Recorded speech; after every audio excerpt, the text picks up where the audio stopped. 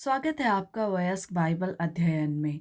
इस सप्ताह हम पाठ 12 पढ़ेंगे, दिसंबर 14 से 20 के लिए। शीर्षक है लज्जा और उसका क्रूस यीशु की महिमा का समय है। सबत अपराह्न दिसंबर 14 के लिए। इस सप्ताह के पाठ के लिए पढ़े यूहन्ना 18 का 33 से 38, यूहन्ना 18 का 38 से 19 का 5, यूहन्ना 19 का 25 से 27, यूहन्ना 20 का 1 से 7, यूहन्ना 20 का 11 से 13।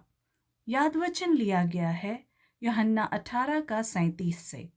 पिलातुस ने उससे कहा, तो क्या तू राजा है? यीशु ने उत्तर दिया, तू कहता है कि मैं राजा हूँ। मैंने इसलिए जन्म लिया और इसलिए संसार में आया हूँ कि सत्य की गवाही दूँ। जो कोई सत्य का है वह मेरा शब्द सुनता है। यीशु मर जाता है और मृतकों में से जी उठता है। ये दो घटनाएं यूहन्ना की पुस्तक का सबसे महत्वपूर्ण हिस्सा है। यूहन्ना 1 से 10 उन घटनाओं के बारे में बात करता है जो यीशु के 3.5 साल के जीवन में घटित हुई। लेकिन यूहन्ना 11 से 20 यीशु के जीवन की उन चीज़ों के बारे में बात करता है जो 1 से 2 सप्ताह में घटित होती है। मत्ती, मार्क, लूका और यूहन्ना अलग अलग तरीकों से यीशु की मृत्यु के बारे में बात करते हैं। यीशु की मृत्यु के बारे में उनकी कहानियां सहमत है, लेकिन लेखक यीशु की मृत्यु के बारे में उन तरीकों से बात करते हैं जो उनकी किताबों में महत्वपूर्ण विषयों को दर्शाते हैं। मत्ती इस बारे में बात करता है कि कैसे यीशु की मृत्यु परमेश्वर के पुराने नियम के वादों को पूरा करती है। मार्क कहता है कि किस प्रकार क्रूस पर यीशु की मृत्यु हमें उसके बपतिस्मा को दिखाती है। क्रूस पर चोर की कहानी में लूका हमें दिखाता है कि क्रूस हमें कैसे ठीक करता और बचाता है। यूहन्ना दिखाता है कि किस प्रकार क्रूस यीशु का सम्मान करता है और उसे महिमा और प्रशंसा देता है। यह विचार यूहन्ना की पुस्तक में समय शब्दों से जुड़ा हुआ है। यूहन्ना 7 का 30, यूहन्ना 8 का 20 और यूहन्ना 12 का 27। हम पूछ सकते हैं, क्रूस पर यीशु की मृत्यु भी महिमा और प्रशंसा का समय कैसे हो सकती है? रोमनों के लिए किसी को मारने के लिए क्रूस सबसे भयानक तरीका था। हाँ, यीशु शर्म से मर जाता है, साथ ही उसे हमारे उद्धारकर्ता के रूप में सम्मानित किया जाता है। रविवार दिसंबर 15 के लिए शीर्षक है सच क्या है। यूहन्ना 18 का 33 से 38, यूहन्ना 18 का 28 से 32 में हम यीशु की परीक्षा के बारे में कुछ छोटे पद पढ़ते हैं। यह भाग छोटा है क्योंकि यूहन्ना हमें यह बताने में अधिक रुचि रखता है कि यीशु और पिलातुस गवर्नर के बीच आगे क्या होता है। यूहन्ना 18 का 33 से 38 में पिलातुस और यीशु के बारे में कहानी पढ़े। पिलातुस और यीशु ने किस बारे में बात की? गवर्नर ने यीशु से पूछा कि क्या वह यहूदियों का राजा है। यूहन्ना 18 का 33। यह प्रश्न यूहन्ना की पुस्तक में पहली बार है कि यीशु को राजा नामित किया गया है। यीशु ने पिलातुस से पूछा कि क्या वह यह प्रश्न इसलिए पूछ रहा है क्योंकि उसका मानना है कि यीशु वास्तव में एक राजा है, या पिलातुस इसलिए पूछ रहा है क्योंकि अन्य लोग कह रहे हैं कि यीशु एक राजा है। यीशु का प्रश्न पिलातुस से यह पूछने का एक तरीका है कि क्या वह समझता है कि यीशु वास्तव में कौन है। पाठक पहले से ही जानता है कि यीशु राजा है। क्या गवर्नर को पता था? पिलातुस ने यीशु के प्रश्न का उत्तर अपने प्रश्नों से दिया। पिलातुस ने उत्तर दिया, कहा, क्या मैं यहूदी हूँ? तेरी ही जाति और प्रधान याजकों ने तुझे मेरे हाथ सौंपा है। तूने क्या किया है? यूहन्ना 18 का 35। क्या आपने देखा कि किस प्रकार पिलातुस यीशु के प्रश्न का उत्तर नहीं देता?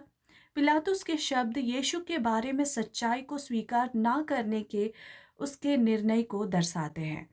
यीशु ने उत्तर दिया कि उसका राज्य इस पृथ्वी पर नहीं है। यूहन्ना 18 का 36।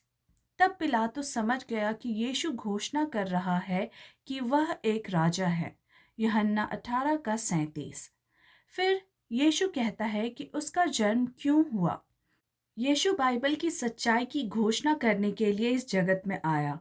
प्रत्येक व्यक्ति जो सत्य को स्वीकार करता है, वह यीशु की शिक्षाओं को सुनेगा और उनका पालन करेगा। यूहन्ना 18 का 37। पिलातुस फिर पूछता है, सत्य क्या है? यूहन्ना 18 का 38। परंतु पिलातुस उत्तर की प्रतीक्षा नहीं करता। वह यीशु को भीड़ से बचाने की कोशिश करने के लिए बाहर जाता है। यूहन्ना की पुस्तक में सत्य एक महत्वपूर्ण विषय है। यीशु चिरस्थायी वचन है। यूहन्ना 1 का 1 से 5। इस प्रकार यीशु प्रकाश और सत्य है। यीशु दया और सच्चाई से परिपूर्ण है। यूहन्ना 1 का 14। दया और सच्चाई हमें यीशु से मिलती है। यूहन्ना 1 का 17। यूहन्ना बपतिस्मा दाता ने यीशु के बारे में सच्चाई का प्रचार किया। यूहन्ना 5 का 33। यीशु ने घोषणा की कि उसका पिता सच्चा है। यूहन्ना 7 का 28। यीशु ने अपने पिता से सत्य सुना। यूहन्ना 8 का 40। यीशु मार्ग, सत्य और जीवन है। यूहन्ना 14 का 6। परमेश्वर का वचन बाइबल सत्य है। यूहन्ना 17 का 17। पिलातुस ने सच्चाई जानने का मौका गवा दिया। क्यों पिलातुस यहूदियों को नापसंद करता था?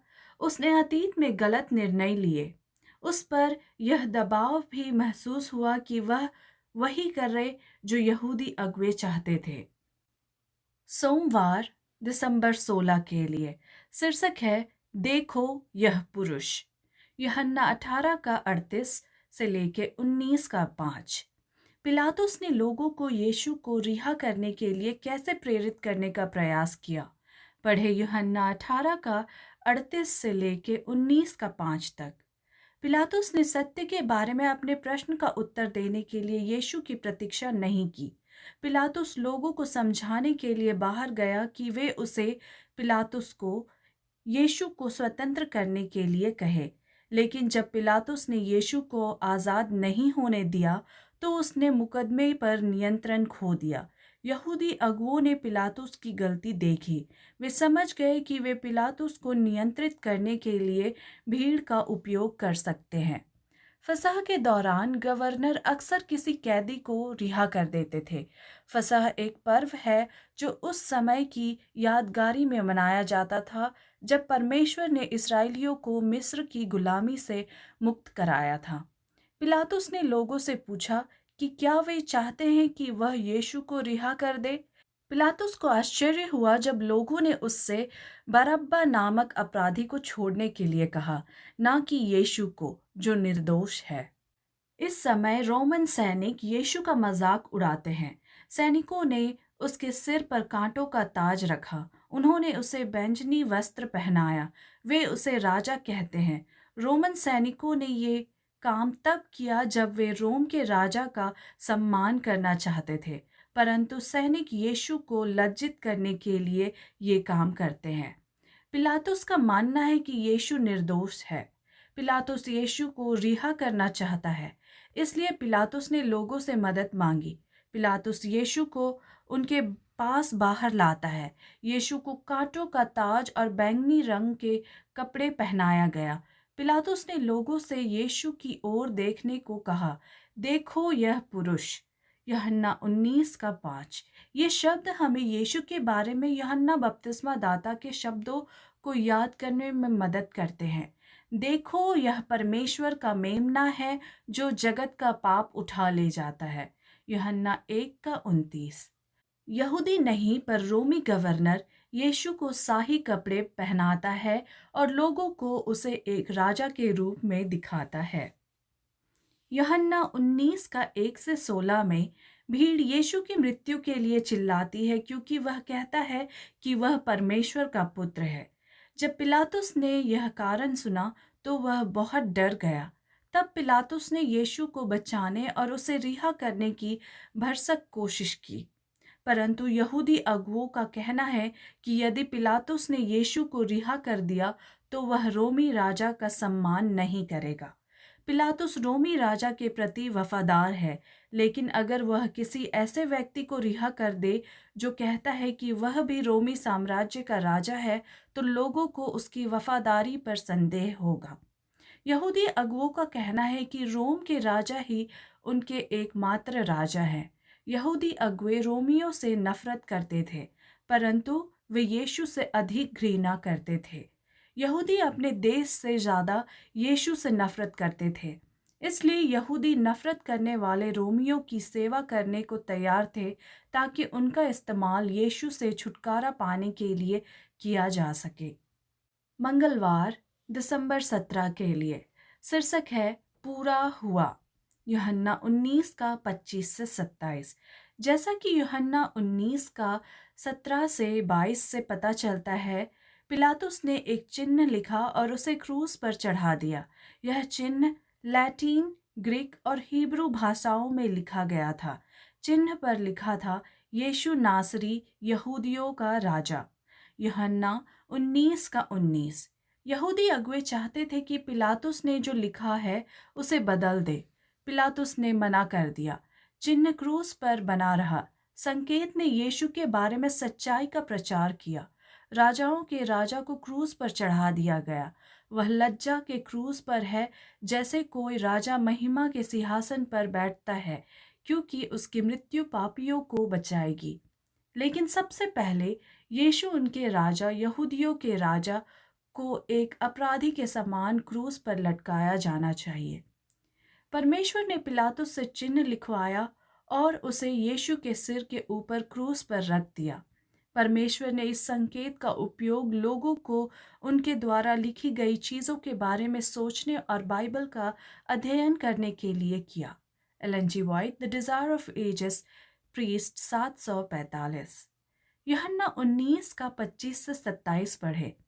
क्रूस पर यीशु और उसकी माँ के बीच की कौन सी मार्मिक कहानी हम इन पदों में पढ़ते हैं? यूहन्ना, प्रिय चेला और मरियम, यीशु की माँ। यीशु की क्रूस के सामने कुछ अन्य लोगों के साथ खड़े थे। कई वर्ष पहले समौन ने मरियम को इस भविष्य के अनुभव के बारे में बताया था, जब वह और यूसुफ बालक यीशु को आशीर्वाद के लिए मंदिर में लाए थे। लूका 2 का 34 और 35 से तुलना करें। अब जब यीशु क्रूस पर मर गया, तो वह अपनी माँ और यूहन्ना से बात करता है। जब यीशु ने अपनी माता और उस चेले को देखा, तो अपनी माता से कहा, हे नारी, देख, यह तेरा पुत्र है। यूहन्ना 19 का 26 और 27। यूहन्ना 19 का 28 से 30 में यीशु के अंतिम शब्द पढ़े। यीशु कहता है, पूरा हुआ। पद 30 में यीशु किस बारे में बात कर रहा है? पूरा हुआ लिखा गया शब्द ग्रीक शब्द टेलिओ से आया है। इस शब्द का अर्थ है पूरा हुआ या पूरा करना।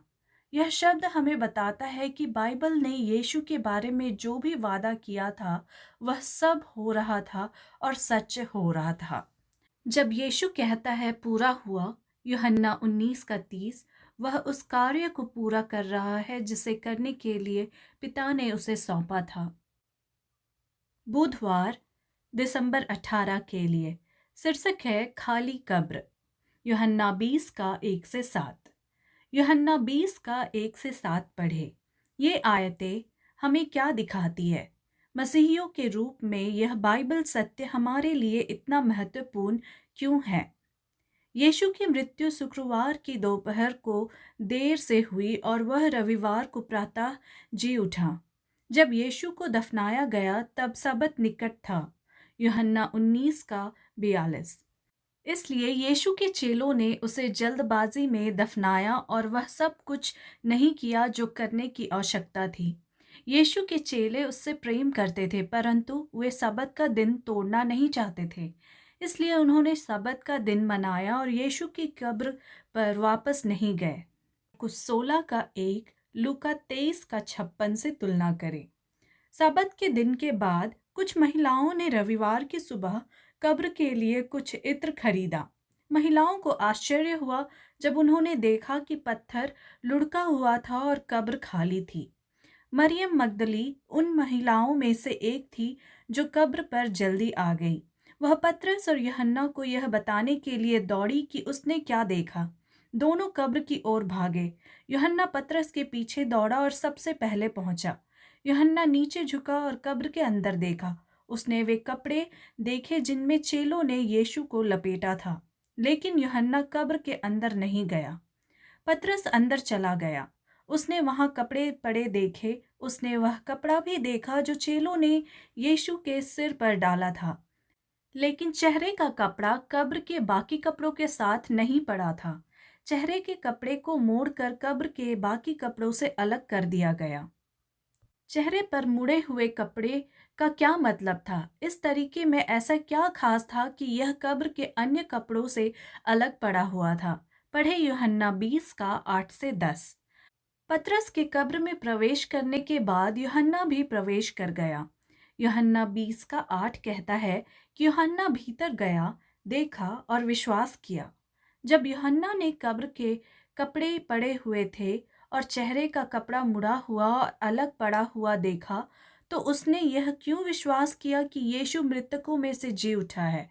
इस प्रश्न का उत्तर देने के लिए हमें यह सोचना होगा कि कब्र खाली क्यों थी। क्या कब्र लुटेरों ने यीशु का शरीर चुरा लिया? यह स्पष्टीकरण 3 कारणों से काम नहीं करता है। पहला, मत्ती हमें बताता है कि सैनिक कब्र की रक्षा करते थे। मत्ती 27 का 62 से 66। इसलिए कोई भी आसानी से यीशु के शरीर को चुरा नहीं सकता था। दूसरा, कब्र लुटेरे खजाना चुराते हैं, सड़ते शव नहीं। तीसरा, कब्र लुटेरे जल्दी में होते हैं, वे कब्र के कपड़े नहीं मोड़ते। इसमें कोई आश्चर्य की बात नहीं कि जब यूहन्ना ने चेहरे पर कपड़ा मुड़ा हुआ देखा तो उसे विश्वास हो गया कि यीशु मृतकों में से जी उठा है। बृहस्पतिवार दिसंबर 19 के लिए शीर्षक है यीशु और मरियम। यूहन्ना 20 का 11 से 13 पढ़े। कहानी यूहन्ना 20 का 11 से 13 में पढ़े। इन पदों में ऐसा क्या हुआ जो दर्शाता है कि मरियम मगदलिनी को यीशु की खाली कब्र का मतलब क्यों समझ में नहीं आया? यूहन्ना 20 का 2 में मरियम पतरस और यूहन्ना को खाली कब्र के बारे में बताती है। पतरस और यूहन्ना कब्र की ओर भागे। पतरस और यूहन्ना कब्र का निरीक्षण करने के बाद चले गए, लेकिन मरियम कब्र पर वापस आ जाती है। वह रोती है और रुकती है। निश्चित रूप से मरियम पिछले कुछ दिनों में बहुत रोई होगी और अब वह उद्धारकर्ता की कब्र को खाली पाती है। मरियम नीचे झुकी और अंदर देखने लगी। मरियम को आश्चर्य हुआ। 2 स्वर्गदूत कब्र में थे। वे वहीं बैठे जहां यीशु का शरीर हुआ करता था। स्वर्गदूतों ने मरियम से पूछा, हे नारी, तुम क्यों रो रही हो? यूहन्ना 20 का 13। मरियम का दिल दर्द में भर गया। वह बहुत दुखी थी। उसने स्वर्गदूतों को बताया कि लोगों ने उसके प्रभु के शरीर को कहीं हटा दिया है। वह नहीं जानती कि उन्होंने उसे कहाँ रखा है। मरियम के लिए सब कुछ किस चीज ने बदल दिया? उत्तर के लिए यूहन्ना 20 का 14 से 18 पढ़े। मरियम की आंखों में आंसू भर आए। वह मुड़ी और देखा कि कोई उसके पीछे खड़ा है। अजनबी पूछता है, हे स्त्री, तू क्यों रो रही है? तू किसे ढूंढ रही है? यूहन्ना 20 का 15। मरियम सोचती है कि वह माली से बात कर रही है, इसलिए वह उससे यीशु के शरीर को ढूंढने में मदद करने के लिए कहती है। अजनबी एक शब्द कहता है, मरियम। यूहन्ना 20 का 16। यह एक शब्द मरियम के जीवन और सभी मसीहियों के भविष्य को बदल देता है। अचानक मरियम समझ जाती है कि यीशु मृतकों में से जी उठा है और उससे बात कर रहा है। यीशु ने उससे कहा कि वह उसे पकड़े ना रहे, क्योंकि उसे स्वर्ग जाना होगा। यीशु ने मरियम को एक काम दिया। उसे अपने चेलों को बताना होगा कि यीशु मेरे पिता और तुम्हारे पिता के पास वापस जा रहा है। मैं अपने परमेश्वर और तुम्हारे परमेश्वर के पास वापस जा रहा हूँ। यूहन्ना 20 का 17। मरियम ने वह काम किया जो यीशु ने उसे करने को दिया था। उसने चेलों से कहा कि उसने प्रभु को देखा है। मरियम ने उन्हें बाकी बातें भी बताई जो यीशु उसके साथ साझा की थी। यूहन्ना 20 का 18 पढ़े। पौलुस ने पहला कुरिन्थियों 15 का 12 से 20 में क्या लिखा है? जैसा कि पौलुस कहता है, यदि यीशु मृतकों में से जी नहीं उठा तो हमारे मसीही विश्वास का क्या लाभ? शुक्रवार दिसंबर 20 के लिए अतिरिक्त विचार। Read Ellen G. White, It is Finished, pages 758 to 764.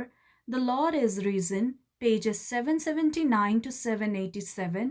And Why Weepest Thou, pages 788 to 794 in The Desire of Ages. See also Clifford Goldstein, Reason, Finding Hope in the Empty Tomb, Nampa ID, Pacific Press, 2020. पिलातुस यीशु को रिहा करना चाहता था, लेकिन उसने देखा कि वह ऐसा नहीं कर सकता और अपना सम्मान बरकरार नहीं रख सकता। पिलातुस गवर्नर के रूप में अपनी शक्ति का या नियंत्रण खोना नहीं चाहता था, इसलिए उसने यीशु को, जो निर्दोष था, मरने की अनुमति दी। कितने लोग वही काम करते हैं जो पिलातुस ने तब किया जब वे हानि या पीड़ा से बचना चाहते थे। कर्तव्य हमें बताता है कि हमें क्या करना चाहिए, लेकिन हमारा स्वार्थी दिल हमें गलत काम करने के लिए कहता है। जब हम गलत काम करना शुरू करते हैं तो हम बुराई के गुलाम बन जाते हैं। जब हम आसानी से सभी प्रकार के भयानक अपराधों के दोषी हो सकते हैं। Ellen G White, the Desire of Ages, priest, 738। यीशु ने तब तक अपना जीवन नहीं त्यागा जब तक उसने वह कार्य नहीं किया जिसके लिए वह आया था। अपनी अंतिम सांस में यीशु ने चिल्लाकर कहा, पूरा हुआ। यूहन्ना 19:30। यीशु ने लड़ाई जीत ली। विजेता के रूप में यीशु ने स्वर्ग में उत्सव मनाया। स्वर्गदूत खुशी से भर गए। शैतान लड़ाई हार गया। वह यह भी जानता था कि उसने इस धरती पर अपना राज्य खो दिया है। स्वर्गदूतों और अन्य ग्रहों के लोगों ने यीशु के रोने का अर्थ समझा, पूरा हुआ। यीशु ने भी उनके लिए ये शब्द कहे। यीशु के शब्दों का अर्थ था कि मनुष्यों को बचाने का उसका कार्य अब पूरा हो गया है। स्वर्गदूत और अन्य ग्रहों के लोग यीशु की जीत में हमारे साथ है। Ellen G White, the Desire of Ages, priest, 758। चर्चागत प्रश्न। पहला, पिलातुस ने जो गलती की थी उससे बचने के लिए आप क्या निर्णय ले सकते हैं? दूसरा, यीशु को हमारे लिए मरने की आवश्यकता क्यों पड़ी? उसे हमारा विकल्प बनने की आवश्यकता क्यों पड़ी? हमें बचाने के लिए उसकी मृत्यु क्यों आवश्यक थी? बाइबल की कौन सी आयतें आपके उत्तर का समर्थन करती है? तीसरा, इतिहास की कौन सी घटनाएं इस बात का सशक्त प्रमाण देती है कि यीशु मृतकों में से जी उठा? चौथा, पहला कुरिन्थियों 15 का 12 से 20 पढ़े। ये पद किस प्रकार दिखाते हैं कि मृत लोग दूसरे आगमन तक सोते रहेंगे?